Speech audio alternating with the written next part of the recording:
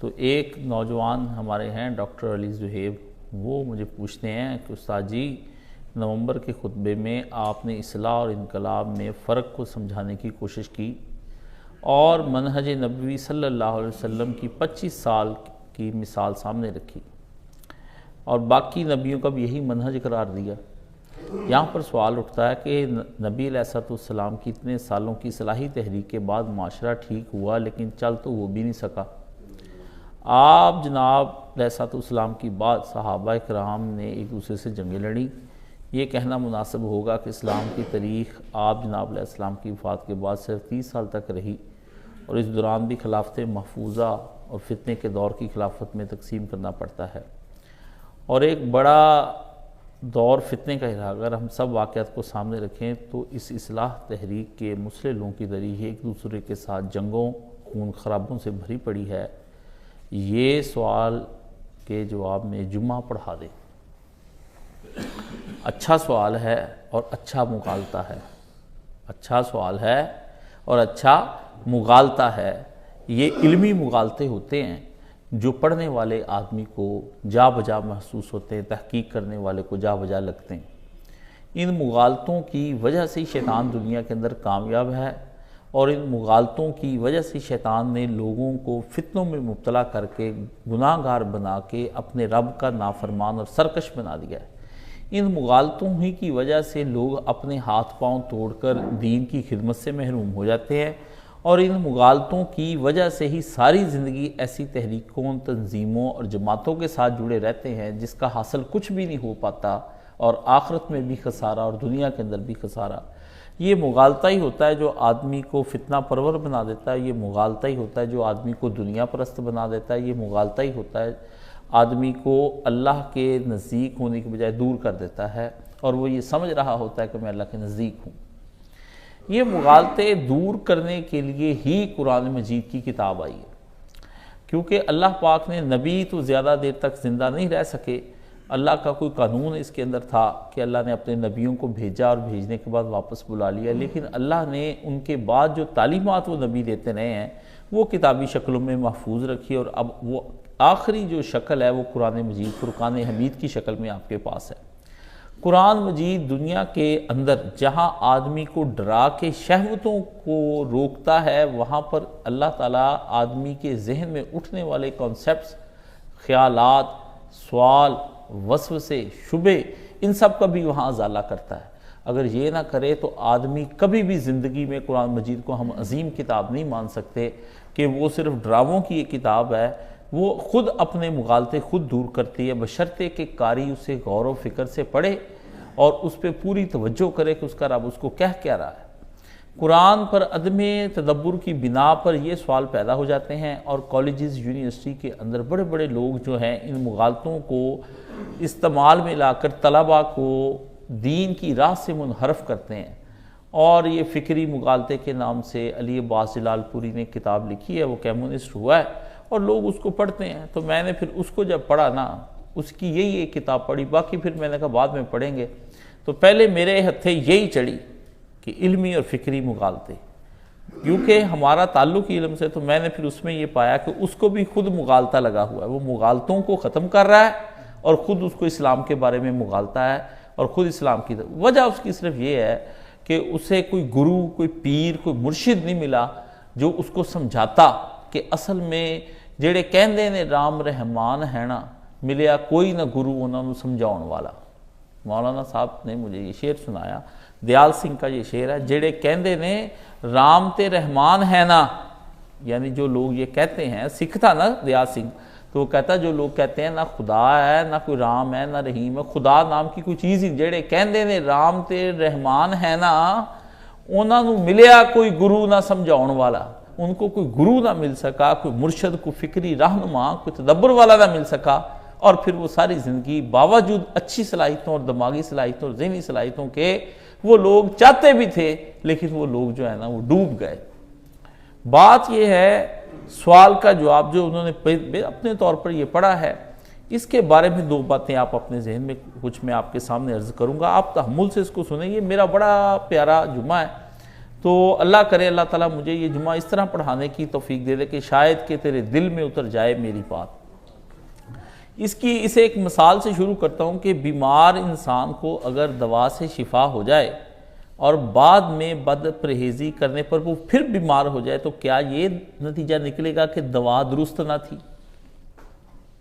ایک آدمی بیمار ہوا، اس نے دوائی کھائی، شفا ہوئی، پھر بد پرہیزی کی، تو اس بد پرہیزی کرنے پر وہ پھر بیمار ہو گیا، تو کیا ہم یہ نتیجہ نکال لیں گے کہ جو اس نے پہلے دوائی کھائی تھی وہ درستی نہیں تھی، وہ غلط دوائی تھی؟ نہیں۔ اسی طرح یہ کہنا کہ اصلاح کے عمل کے بعد اصحاب رسول میں کجی آ گئی تو اصلاح کا کیا فائدہ ہوا، یہ بات بھی اسی طرح ہی غلط ہے کہ نبی نے ان کو دوائی پلائی، انہوں نے دوائی پی کے شفا پائی، پینے کے بعد پھر انہوں نے خود ہی بد پرہیزی کی، جس کے نتیجے میں جنگوں کا زمانہ شروع ہو گیا۔ آپ کو بات سمجھ آ گئی ہے؟ بلکہ اصل بات جو حقیقت بن کر اس پورے مغالطے کو کھا جاتی ہے وہ ہے اصلاح کا اثبات، اصلاح کی پروونگ۔ جیسے دوائی کی پروونگ ہو جاتی ہے نا کہ آدمی نے دوائی کھائی، شفا ہوئی، انہوں نے کہا جی بالکل صحیح دوائی کھائی ہے اس آدمی نے، اس کو پروونگ کہتے ہیں انگریزی زبان میں، ڈاکٹر علی زہیب سمجھے، اس بات ہو جانا کسی چیز کا کہ وہ ثابت ہو گئی کہ اس سے تو یہ ثابت ہوا کہ واقعی اصلاح نام کی ایک حقیقی دوائی تھی جو پیارے نبی صلی اللہ علیہ وسلم نے ڈاکوؤں، زانیوں، شرابیوں، بے ایمانوں، سود خوروں، دھوکے بازوں کو پلائی۔ وہ متقی، نیک، پرہیزگار، صدیقین، شہداء و صالحین اور ابرار بن گئے، جس کے نتیجے میں پھر یہ ہوا کہ اس کا ثبوت مدینہ رسول کی ریاست کی شکل میں حضور کے سامنے آیا۔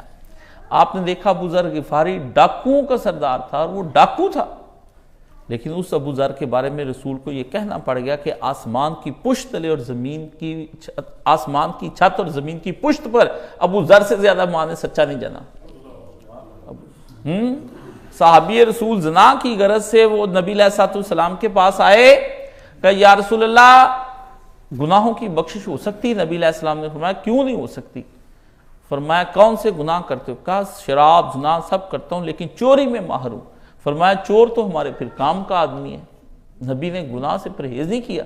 میرے پاس لوگ آتے کہتے ہیں استاد جی میں ایسا ہوں، میں نے کہا تم ہی تو میرے کام کے ہو، نیک بندے سے میں نے کیا لینا ہے؟ نیک سے میرا تعلق ہی کوئی نہیں ہے، نیک کی تو راہ سیدھی ہے، بروں کی راہ کے لیے تو میں بیٹھا ہوا ہوں۔ انہوں نے کہا چوری کرتا ہوں۔ نبی علیہ السلام نے فرمایا بیعت کرو کہ گناہ نہیں کرو گے، اور جاؤ مکے میں ہمارے کچھ قیدی کافروں نے قید کر لی، ان کو چرا کر لے آؤ۔ آج وہ جو لوگوں کا مال چراتا ہے وہ اللہ کے لیے اس کے بندوں کو چرانے کے لیے لینے والا۔ بس مکے پہنچا، رات کے پچھلے پہر میں اپنی ہی ایک محبوبہ راستے میں مل گئی اور اس نے اسے کہا تم مدت بھی نہیں ملے، کہا زنا چھوڑ چکا ہوں، کہا آج کی رات تو میرے ساتھ تم گزارو گے؟ تو اس نے کہا نہیں، اللہ کے رسول کے ہاتھ پر بیعت ہو چکی ہے، اس لیے اب کبھی زنا نہیں ہوگا۔ اس نے کہا میں تیری محبوبہ ہوں، اس نے کہا ادھر رسول محبوب ہو چکا ہے مجھے۔ اس نے کہا رسول محبوب، جب رسول محبوب ہو جاتا ہے تو انسان کی شہوات قابو میں آ جاتی ہیں۔ جو بندہ کہتا ہے میری شہوتیں قابو میں نہیں آتی، مجھ سے گناہ نہیں چھوٹتا، محبوب رسول کو بنا لے، محبوب خدا کو بنا لے، ہر شے چھوٹ سکتی ہے بشرطے کہ وہ محبوب بنا لے، جس نے بنایا نہیں وہ چھوڑ نہیں سکتا۔ تو اس نے کہا شور مچا دیا کہ لوگوں یہ دیکھو یہ عبداللہ نام کا آدمی جو ہے جو تمہارے قیدی چرا چرا کر لے کر جاتا تھا پہلے بھی، آج پھر چرانے آیا ہے، کیونکہ وہ پہلے بھی چوری کر کے لے کے جائے۔ تو اس نے ارادہ عورت پہ ظاہر کر دیا تھا کہ میں اب قیدی لینے آیا ہوں۔ تو وہ صحابی کہتے ہیں میں ایک اندھیرے میں چھپ گیا، اللہ کے رسول کی کرامت یہ دیکھیے کہ وہاں تک وہ آئے مگر وہ مجھے نہ کہتا تلاش کر پائے۔ نبی علیہ السلام نے اپنے پاؤں تلے سود روندا، حضور نے کہا شراب حرام ہے، لوگوں نے شراب چھوڑ دی جو عربوں کی گھٹی میں پڑی ہوئی تھی۔ شاعری اور شراب اور تلوار یہ عربوں کی گھٹی میں ہے، عربوں کی گھٹی میں یہ تین چیزیں جو مرضی کر لیں ان سے چھوٹے گی نہیں۔ نبی نے تینوں چیزیں جو ہیں ان کا رخ موڑ کے رکھ دیا۔ نبی علیہ السلام نے لوگوں کو صالح بنا دیا، لوگ اپنی پچھلی زندگیوں پہ نادم ہو گئے، تہجد گزار ہو گئے، خدا کے نزدیک ہو گئے۔ کہا مال خدا کی راہ میں دے دو، صدیق نے سارا مال ہی رسول اللہ کی طرف لوٹا دیا، پھینک دیا نبی کے قدموں میں۔ دنیا کا سب سے بڑا تاجر وہ اپنے نبی کے قدموں میں مال لٹا گیا۔ دنیا کی سب سے مالدار عورت خدیجہ رسول اللہ کے قدموں میں ایمان کی خاطر اہل ایمان پر دولت اپنی برسا گئی. ہاں عمر نے اپنی تگڑی جوانی دے دی، عثمان نے اپنا مال دیا، اور علی نے تو پوری عمر ہی نبی کے ساتھ گزار دی. ان کی نگاہ ناز کا ہم سے یہ سوال تھا، عمر گزار دیجئے، سو عمر گزار دی گئی. نبی کے ساتھ عشق کا یہ معاملہ تھا کہ علی سے رسول نے کہا مدد کرو گے. 10 سال کی عمر میں کتنی بالغ نظر ہوگی علی کی کہ 10 سال کی عمر میں دین کا پورا فہم سمجھنے کے بعد اس نے کہا چھوٹا تو ضرور ہوں مگر ساتھ آپ کا دوں گا جہاں آپ کہیں گے. یہ بچے تھے نبی علیہ السلام کے دور کے. تو نبی نے ریاست قائم کر کے دکھائی. اس لیے یہ بات ہے کہ بعد شفا دوا کا اس بات ہے، نہ کہ نفی. یہ اصول طب ہے کہ جب دوائی پروو ہو جاتی ہے، اس سے شفا مل جاتی ہے، تو اس سے تو یہ ثابت ہوتا ہے کہ دوائی بڑی اچھی ہے، نہ کہ یہ ثابت ہوتا ہے کہ دوائی بری ہے. اسی طرح اصلاح کے بعد ایک صالح معاشرے کا قیام ہوا، مگر ان لوگوں نے اگر پھر رجوع الی الفساد کر کے بگاڑ پیدا کر لیا تو اس میں نبی کی اصلاح کا کیا قصور ہے؟ نبی کی اصلاح کا کیا قصور ہے؟ ہمیں یہاں یہ دیکھنا ہے کہ ہمیں حکم خدا کیا ہے. اللہ نے ہمیں کیا حکم دیا ہے؟ اللہ نے ہمیں حکم دیا کہ اصلاح کرو. اگر معاشرہ اصلاح کے عمل کو قبول کرنے کو تیار نہیں تو کیا ہم اصلاح کرنے سے ہٹ جائیں گے؟ کیا ہم اصلاح؟ کیونکہ ہم نے عقلی دلائل اور نقلی دلائل سے اللہ تعالیٰ کو کیا کہا ہے کہ رضیت باللہ ربًا، اور اپنے رسول کو کیا ہے کہا ہے محمد عربی کو وَبِرَسُولٍ نَبِيًّا محمد وَبِالْإِسْلَامِ دِينًا. جب ہم نے مان لی یہ بات اور یہ ذمہ داری، یہ جب کہتا میں راضی ہو گیا ہوں، تو یہ دراصل وہ یہ کہہ رہا ہے کہ اب جو اللہ کہے گا، جو رسول کہے گا، جو اسلام کہے گا، میں اس کی ذمہ داری پوری اٹھاتا ہوں. اس لیے فرمایا جو صبح شام یہ کلمے کہہ لیتا ہے 4 بار، وہ آدمی جنت میں جانے سے اسے کوئی نہیں روک سکتا. لوگ اس وظیفے کو بھول گئے ہیں، لوگ اس وظیفے کو بھول گئے ہیں. فرمایا حالات حق میں رہیں یا نہ رہیں، مخالفتیں ہوں، لیکن تمہیں استقامت دکھانی ہے، تمہیں استقامت دکھانی ہے. ہم اپنی ہر شے اس راستے پر وار دیں گے، اس منہج پر اور اس مقصد پر. اس لیے میں نے جمعے جو پڑھائے تھے مقصد اور منہج پر، اب وہ اس بچے کو دوبارہ سے سننے چاہیے کہ استاد جی مقصد کس نے طے کیا؟ وہ اللہ نے. منہج کس نے طے کیا؟ اللہ نے. تو اللہ نے ہمیں کہا اس راستے میں تم چلو. ہمیں اس راستے میں کامیابی ہوتی ہے نہیں ہوتی، ہم تو یہ کہیں گے کہ موج خون سر سے گزر ہی کیوں نہ جائے. غالب نے کہا موج خون سر سے گزر ہی کیوں نہ جائے، آستانے یار سے اٹھ جائیں کیا؟ آستانے یار سے اٹھ جائیں کیا؟ اگر محبوب اور یار کے در پہ وہاں پہ تلواریں چل جائیں، وہاں تلواریں چل جائیں اور لوگ کہیں کہ یار کے آستان سے اٹھ جا ورنہ گردن تیری اتر جائے گی اور بوٹیاں اڑ جائیں گی، تو کربلا سے امام حسین کیا واپس آ گئے تھے؟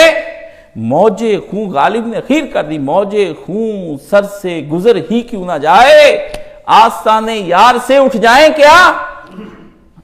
گردنیں اگر اتر رہی ہیں تو یار کا آستان چھوڑ دیں ہم. اگر انقلاب کے اس کی اصلاح کے نتیجے میں لوگ مسلمان نہیں ہوتے اور خدا کے دین کی طرف نہیں آئے تو کیا ہم مصلحین کا جو گروہ ہے یا صالحین کا جو گروہ ہے دعوت دین دینا ہم بند کر دیں؟ ہم اپنے منہج سے ہٹ جائیں؟ وہ تو اپنے منہج سے نہ ہٹے، وہ تو گناہ کے منہج پر قائم ہے، وہ تو شیطانیت کے مقصد اس کے منہج پر قائم ہے، اور ہم اٹھ جائیں؟ اس لیے آپ دیکھتے ہیں کہ یہ جو کہتے ہیں خلافت کے بارے میں، جن اصحاب رسول نے صحبت رسول سے طویل اصلاح کے عمل کے بعد سے خود کو گزارا، طویل صحبت کے بعد، آپ دیکھیں کچھ اصحاب ایسے ہیں. اصحاب کی تقسیم کریں آپ، سارے صحاب ایک جیسے نہیں ہیں. اگر ایک جیسے ہیں تو اشرم وشرا کون ہیں؟ ہاں وہ کون ہیں؟ سارے صحاب ایک جیسے نہیں ہیں. ایک صحابی کے بارے میں آتا کہ ان کی 2 گواہیاں ہیں، کیا سب کی 2 گواہیاں ہیں؟ ہاں پھر خود ہی تقسیم کرنے لگ جاتے ہیں. موضوع گفتگو کہیں اور کا اور چلا جائے گا، لیکن اصل چیز یہ ہے کہ جنہوں نے ایک طویل عمل گزارا رسول کی ابتدائی صحبت میں، ابتدائی جب مکہ کا دور گزر رہا تھا اس میں پتھر کھائے، بلال لیٹ کے کہہ رہا ہے احد احد، اس نے قرآن میں سنا اللہ نے کیا کہا، قل هو اللہ احد، کہہ دیجئے کہ وہ اعلان کیجئے، دنیا کو بتلائیے، اس پہ بحث کیجئے لوگوں کے ساتھ، کیا ہے اللہ احد، اللہ ایک ہے، یکتا ہے۔ تو اس نے اپنا وظیفہ کیا بنا لیا، احد بنا لیا۔ اس نے کہا ایک ہی ہے جس کے اوپر ساری زندگی واری جا سکتی ہے۔ تو ایسے میں حضرت بلال نے وقت گزارا، ٹھیک ہے۔ پھر شیب ابی طالب کا وقت آ گیا۔ کاش آپ لوگوں کو شیب ابی طالب میں دکھاؤں۔ لوگ اکثر مجھ سے پوچھتے ہیں جب آپ دارالسلام کب کہتے ہیں تو ہم وہاں پر کھائیں گے کیا، رہیں گے دلی میں اور کھائیں گے کیا؟ غالب نے کہا تھا یہ وہ لوگ ہیں جو دنیا پرست ہوتے ہیں، جن کو ہر وقت اپنی شکم پرستی کرتے ہیں۔ فرج شکم دا بندہ ہو کے تے لافا مارنا مولے، مولانا صاحب فرماتے ہیں اے آدمی، اے انسان، اپنی حقیقت پہچان کہ دو چیزوں کا ہے، گندے ماں کے پیٹ میں جس میں پخانہ رہتا ہے اس سے تو پیدا ہوا اور پیشاب کے رستے سے باہر آیا، اور 2 دفعہ پیشاب کے رستے سے گزرا، ایک دفعہ باپ کے پیشاب کے رستے سے ماں کے پیٹ میں، اور دوسری دفعہ ماں کے پیٹ سے باہر۔ 2 دفعہ پیشاب کے رستے سے نکلنے آنے جانے والے کا جس کا مقام پیدائش کا یہ ہو تے لافا مارنا مولے ہیں، کتنی بڑی باتیں سنا رہا ہے۔ فرمایا شیب ابی طالب، آج کی تحریکیں چونکہ شیب ابی طالب میں محصور نہیں ہوئی اس لیے یہ کامیاب کبھی بھی نہیں ہو سکتی۔ شیب ابی طالب اتنا دین پھیلاؤ کہ لوگ تمہارا سوشل بائیکاٹ کر کے تمہیں شیب ابی طالب میں گھسیڑ دیں۔ وہاں پر ماؤں کی چھاتیاں سوکھ گئیں، بچے راتوں کو چیخیں اور چلائیں، لوگ پتے کھائیں، اور اس کے بعد لوگ وہاں سے جانوروں کا جو چمڑا تھا اس کو بھون کے کھالیں کھالیں، لوگوں نے وہاں پہ بھون کے کھالیں کھائیں، خشک چمڑا۔ رسول بھی وہاں، رسول کا چچا بھی وہاں، سبھی لوگ وہاں پر، خدیجہ بھی وہاں، بنی ہاشم کا مقاطعہ کر دیا گیا، سوشل بائیکاٹ ہو گیا دین بتانے پر کہ ہم تم سے نہ لین دین کریں گے، نہ تمہارے ساتھ شادی بیاہ کریں گے، نہ تمہارے مرنے جینے پر ہم آئیں گے، ہم اور تم الگ ہو گئے ہیں۔ مجھے بتائیے کون سی تحریک اور جماعت ایسی ہے، یہ ٹھنڈے پیٹوں جو آپ کی دعوت کو لوگ قبول کر رہے ہیں اور آپ کو بلا برا نہیں کہہ رہے ہیں، تو آپ بتائیے آپ کی دعوت میں کیا کوئی کجی ہے، کوئی ٹیڑھ ہے، یا لوگوں کو سمجھ نہیں آ رہی، ان کے دماغوں میں ٹیڑھ ہے، ان کے دلوں میں ٹیڑھ ہے۔ دعوت کا یہ مقام آ گیا، اور پھر اس کے بعد نبی علیہ السلام کے ساتھ ہجرت فی سبیل اللہ کے لیے صحابہ، یہاں تو 3 دن کے لیے میں لے جاؤں تو نہ جائیں، ہاں ہجرت کر لی مستقلاً، نبی نے ہمیشہ کے لیے چھوڑ دیا۔ رسول اللہ جب واپس آئے نا مکہ فتح کرنے کے بعد، تو لوگ کہنے لگے کہ اپنے گھروں میں، فرمایا جو اللہ کے لیے چھوڑ دیے ہیں اب ان گھروں کی طرف بھی ہم نہیں جائیں گے۔ اپنے گھر تھے، ہم ہوتے ہمیں ہندوستان لے جایا جاتا، ہم کہتے ہیں ہاں یہ ہمارا گھر تھا، ہم اسی میں رہیں گے، یہ ہمارا گھر تھا، ہم نے تو آج تک ضلع نہیں چھوڑے۔ آپ کہاں کے ہیں؟ لدھیانہ کے۔ آپ، میں بھی لدھیانہ، ملائیے ہاتھ، ہم ایک سے ہیں۔ جن کو اپنے وطن نہ بھولے ہوں وہ صحابہ کی طرف تان کریں، ہاں جنہوں نے اپنے بزرگوں کی قبریں اور ماں باپ بہن بھائی چھوڑ دیے، اپنی اولادیں بیوی بچے اور مال جان سب چھوڑ دیا، اپنی پراپرٹیز وہاں چھوڑ کر چلے گئے، اپنے باغ چھوڑ کر چلے گئے، سب کچھ چھوڑ دیا ان صحابہ کرام نے، اور نبی کے ساتھ ہجرت کر لی۔ اور پھر ہجرت ہی پر بات ختم نہ ہوئی، چین نہ لینے دیا کفر نے، تو پھر کیا ہوا؟ پھر جب مدینے میں نبی گئے ہیں تو کفار فوجیں لے کر بدر کرنے کے لیے آ گئے، پھر چین نہ لیا، اگلے سال احد کرنے کے لیے آ گئے، پھر چین نہ لینے دیا، سارا عرب اکٹھا کر کے خندق کے مقام پر قرآن نے بتایا ہے کہ ایسے معاملات ہو گئے تھے کہ مسلمانوں کی جانیں حلق میں آ گئیں، وَتَظَنُّونَ بِاللَّهِ ظُنُونَا، وہ اللہ کے بارے میں عجیب و غریب قسم کے گمان کرنے لگ گئے، ایمان کی یہ حالتیں ہو گئیں۔ ایسے وقت آئے ہیں اصلاح کے عمل کے دوران میں، امت کی اصلاح کرنا کیا آسان کام ہے؟ آپ ٹھنڈے پیٹوں 2 پرچے لکھ لیں اور 4 کتابیں لکھ لیں اور 2 تقریریں اور 4 واز کرنے کے بعد 1-2 دفعہ کسی اجتماع کو اٹینڈ کر لیں، میں نے حق ادا کر دیا، حق ادا کر دیا۔ یہ وہ حق ہے جس کی طرح رسول اللہ صلی اللہ علیہ وسلم سے ایک آدمی نے کہا یا رسول اللہ، اپنی ماں کو کاندھوں پہ اٹھائے صحراؤں سے گزرتا ہوا چلچلاتی دھوپ میں، عرب کی سخت گرمی میں، پیاس اور بھوک سے نڈال ہوتے ہوئے میں بیت اللہ میں آیا ہوں اور ماں کو حج کرا رہا ہوں، آیا حق ماں ادا ہو گیا؟ پیغمبر نے فرمایا تجھے جنتے درد زہ کی جو ایک چیخ اس نے ماری تھی ابھی اس کا بھی حق ادا نہیں ہوا، تم تو حق ہے۔ یہ ماں کا حق ہے جو جسمانی وجود کو غذا دیتی ہے اور پرورش کرتی ہے اور پالتی ہے. وہ رسول جس نے روح کو پالا پوسا جوان کیا، وہ صحابہ جنہوں نے تمہیں آج تک دین پہنچانے کے لیے اس زمانے میں قربانیاں دی، وہ صحابہ جو اپنے مال جان اولاد سب کچھ نبی پہ قربان کر دیے کہ آئندہ کی نسلوں کو دین پہنچ جائے. وہ ہجرت فی سبیل اللہ کرنے کے بعد جب اپنی دنیا سے گئے ہیں اور انہوں نے نبی کے ساتھ مکہ فتح کرنے کے بعد بھی اپنی جائیدادوں کی طرف مڑ کر نہیں دیکھا، تو آپ مجھے بات بتائیے ان اصحاب کا مجھے دنیا میں دکھاؤ کہ انہوں نے آپس میں کوئی ایسی جنگیں لڑی ہوں.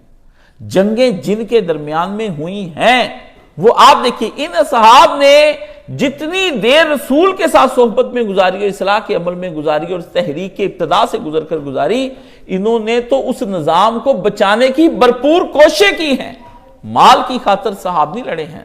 بتائیے کہیں علی کی جنگ اس طرح کی ہو، کہیں عثمان کی جنگ کسی طرح پر ہو، حسن کی جنگ آپ دکھائیے کسی کی طرح سے ہو. یہ مغالطہ ہے جو کفر آپ کو ڈالتا ہے، اور یہ مغالطہ ہے جو آپ مولانا اسحاق کی تقریروں سے خود ہی نکالتے ہیں. یہ مغالطہ ہے جو خلافت و ملوکیت کی شرح کو پڑھنے کے بعد آپ خود نکالتے کہ صحابہ تلوار چلا گئے. تلوار آپ اپنے مغالطے کو رفع فرمائیے. یہ التباس فکری ہے. یہ ویسا ہی التباس ہے کہ ایک آدمی دور سے دیکھتا ہے کہ وہاں پانی ہے، قریب جا کر دیکھتا ہے پانی ہوتا نہیں ہے، وہ اس کو سراب ہوا ہے. آپ سراب فکری کے اندر غرق ہیں، اس سے باہر نکلیے اور بات کو ڈیفرینشیٹ کیجئے. ان کو الگ الگ سے موضوعات کو لائیے، ان کا ایک تجزیہ کیجئے، انالیٹیکلی اس کو سمجھنے کی کوشش کریں گے.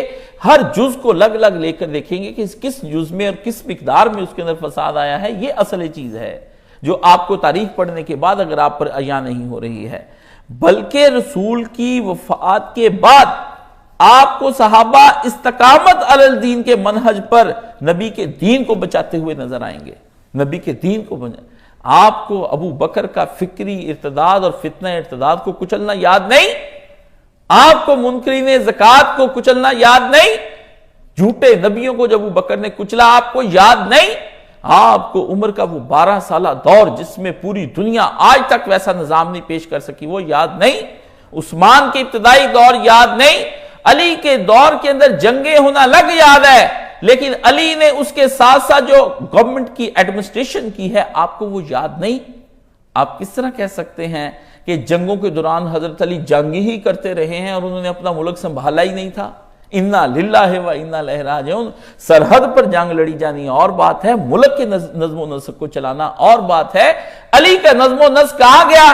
اگر آپ مطالعہ نہیں کرتے ہیں اور آپ کے پاس اپنی نوکریوں اور اپنے کاموں کے لیے تو وقت ہے لیکن مطالعہ کرنے کا وقت نہیں ہے، تو پھر مجھے یہ بتائیے کہ اس میں ہمارا قصور کیا ہے؟ اگر آپ نے اپنی آنکھیں بند کر رکھی ہیں، سورج روشن ہے تو آپ کہتے ہیں روشنی نظر نہیں آتی ہے، تو آنکھ کھولیے جناب، آنکھ کھولیے حضور، بیدار ہوئیے علی جناب. ہم تو آپ سے یہ گزارش کر رہے ہیں، آپ عدم تدبر کی بنا پر گفتگو نہ کیجئے. یہ ہم صرف علی ذہب سے گفتگو نہیں کر رہے ہیں، ہر اس آدمی سے جس مغالطے میں پڑھاتا ہے، پڑھتا ہے اور تدبر کے بعد آ کر کے یہ مسائل پیدا کرتا ہے اور لکھتا لکھاتا اس کے لیے ہیں.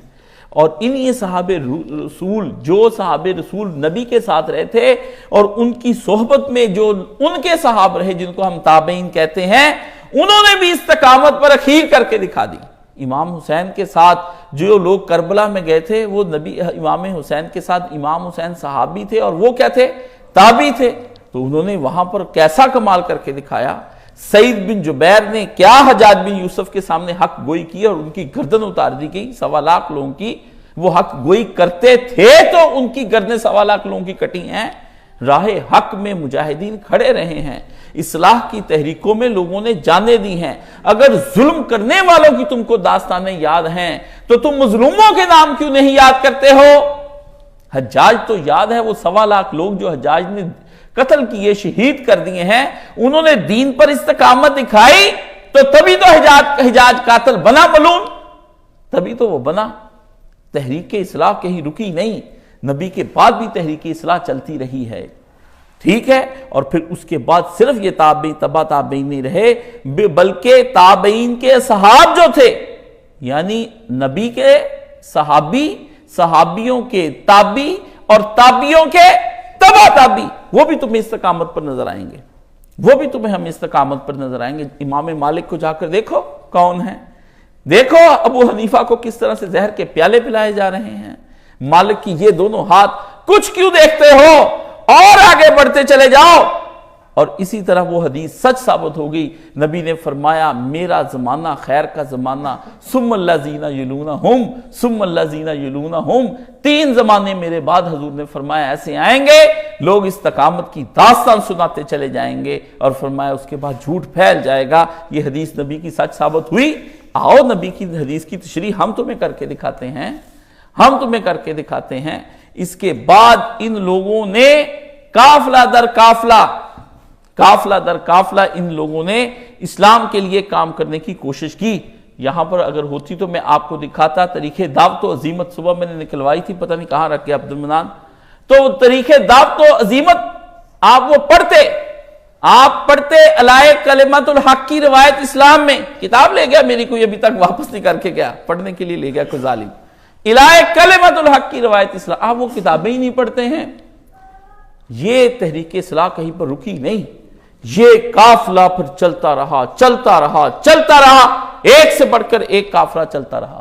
ہونا تو یہ چاہیے تھا کہ آپ اس تاریخ کو پڑھتے اور آپ کو پتہ چلتا کہ آج تک مسلمانوں کیا تحریک اصلاح چل رہی ہے، اور جن اصحاب نے اصلاح کے عمل سے خود کو نہیں گزارا وہ آپ کو منہج نبوی پر بھی نظر نہیں آئیں گے، بلکہ وہ دوسروں کو بھی خراب کرتے ہوئے نظر آئیں گے۔ آپ دیکھیں حضرت معاویہ، وہ فتح مکہ کے بعد آئے، جب اسلام پھیل گیا، ریاست کو خوشحالی نصیب ہو گئی، دھاک بیٹھ گئی، پوری عرب کے اندر لوگ اسلام کو قبول کرنے پر آ گئے، لیکن انہوں نے صحبت رسول کم اٹھائی، جس کے نتیجے میں دنیا ان کے پاس چلی آئی اور وہ دنیا کی خاطر لڑے۔ پھر ان کی صحبت میں جو لوگ بیٹھے وہ بھی ویسے ہی خراب ہو گئے جیسے ساری شامی فوج، پھر ان کی صحبت میں بھی اور لوگ بیٹھے، جیسا کہ بعد میں عباسیوں کی ساتھ لوگ آئے تو وہ انہی جیسے ہو گئے۔ یعنی اگر صحابہ اکرام ہیں، تابعین ہیں، تبع تابعین ہیں، تو وہ صحاب جنہوں نے صحبت نہیں اٹھائی اور تحریک اصلاح کے شروع میں نبی کے ساتھ نہیں لگے تھے اور ایمان نہیں لے کر آئے، تو وہ باطل نظام کے کل پرزے بن گئے، جیسے آج ہمارا پورا معاشرہ باطل نظام کے پیچھے کل پرزے بنتا ہے۔ یعنی جیسی جیسی صحبت اٹھاتے گئے ویسا ویسا کمال پاتے گئے، اور جس جس سے صحبت نہیں اٹھائی، بری صحبت اٹھائی، کمزور صحبت اٹھائی، وہ پھر ایسے جو لوگ پیروں کے پاس جاتے دم درود کرانے کے لیے، وہ کرامتوں کے قائل ہو جاتے کہ ہمارے دم درودوں سے کام ہو جائیں۔ لیکن کوئی لوگ مولانا مودودی کے پاس بھی پیر تھے، ان کے پاس بھی آئے، وہ آج تک دین کو پھیلانے کے کام میں لگے ہوئے ہیں۔ جو آدمی جس کی صحبت میں زیادہ بیٹھے گا وہ ویسا ہی ہوتا چلا جائے گا۔ ایک آدمی متحرک ہے وہ متحرک ہوتا چلا جائے گا، ایک آدمی غیر متحرک ہے وہ غیر متحرک ہوتا چلا جائے گا۔ جب آپ برے لوگوں کی صحبت میں بیٹھیں گے تو برے لوگ ہی آپ کے پاس چلے آئیں گے۔ اس لیے کہا جیسے تابعین کرام ہیں ویسے تابعین سو بھی ہیں، جیسے علماء 100 ہوتے ہیں، تابعین 100 بھی ہیں، تبع تابعین 100 بھی ہیں، کوئی ایک نہیں ہے۔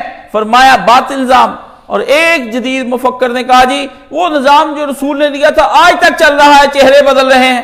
یہ ان کا جواب غلط ہے، یہ ان کا جواب، نظام نہیں چل رہا، تحریک چل رہی ہے، نظام نہیں چل رہا، تحریک چل رہی ہے۔ اگر ان سے پوچھا جائے نظام چل رہا ہے تو آپ پھر کس نظام کو بدلنا چاہتے ہیں جس کے بارے میں آپ بڑی تقریریں فرما رہے ہیں؟ پھر تو جو چلتا ہے اس کو چلنے دیں، نظام کو مانیے کہ نظام معطل ہے، رسول کا لایا قانون معطل ہے، تحریک چل رہی ہے، تحریک اصلاح کی کوششیں کر رہے ہیں ہم، لیکن کفار ہمیں کسی طرف ٹکنے نہیں دے رہے، وہ ہمیں چین نہیں لینے دیتے۔ حضرت شعیب علیہ السلام نے اصلاح کے ساتھ مستطاعت کے لفظ لگائے تھے کہ میں ان ارید الی الاصلاح مستطاعت، مجھے اللہ نے حکم دیا ہے کہ تم جس قدر تم سے ہو سکے اور جب تک ہو سکے۔ مستطاعت کیا ہے؟ استطاعت کیا ہوتی ہے؟ جس قدر ہو سکے اور جب تک ہو سکے، جس قدر ہو سکے صلاحیتیں لگا دو آخر تک، اور جب تک ٹائم پیریڈ ان کا فیصلہ آسمانی میں کر نہیں دیتا اتنی دیر تک تم اصلاح کرتے رہو، یہ حتیٰ کہ کوئی آسمانی فیصلہ آ جائے۔ ہمارا کام فقط اصلاح کرنا ہے، ہمارا کام۔ حضرت شعیب کا جو قوم تھی وہ ایمان نہیں لے کر آئی، برباد ہو گئی، تو کیا اس سے یہ نتیجہ نکالیں گے کہ حضرت شعیب علیہ السلام ناکام نبی ہے؟ مولانا مودودی رحمۃ اللہ علیہ نے فرمایا تھا کبھی حق کبھی ناکام نہیں ہوتا، ہاں اہل حق دنیاوی لحاظ سے ناکام ہو جایا کرتے ہیں، ان کو شکست ہو جاتی امام حسین کو، لیکن یہ نہیں ہو سکتا کہ حق ناکام۔ حق اپنی جگہ پر اس بات کے ساتھ ایک محکم ہوتا ہے وہ جگہ، جس طرح کوئی چیز گاڑ دیتے ہیں نا، اس کو کوئی نکال نہیں سکتا، حق کو کوئی نکال ہی نہیں سکتا۔ اس کے دائیں بائیں کے جو پرچار کرنے والے وہ مر جاتے ہیں، مگر حق کھڑا رہتا ہے اپنی جگہ پر، بندے جا رہے ہیں آ رہے ہیں۔ اس لیے نتیجہ نکالنا کیا ہے؟ شرک ہے، شرک ہے نتیجہ نکالنا، کہ میں جو کوشش کروں گا اس کو نتیجہ نکالنا لازم ہے۔